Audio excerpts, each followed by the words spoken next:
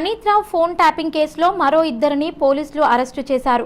అదనపు ఎస్పీలు భుజంగరావు, తిరుపతన్నలను అరెస్టు చేశారు. ఇద్దరిని అరెస్టు చేసినట్లుగా వెస్ట్ జోన్ డీసీపీ అధికారికంగా ప్రకటించారు. భుజంగరావు మరియు తిరుపతన్నను అదనపు మెజిస్ట్రేట్ ఇంటి వద్ద పోలీసులు హాజరుపరిచారు.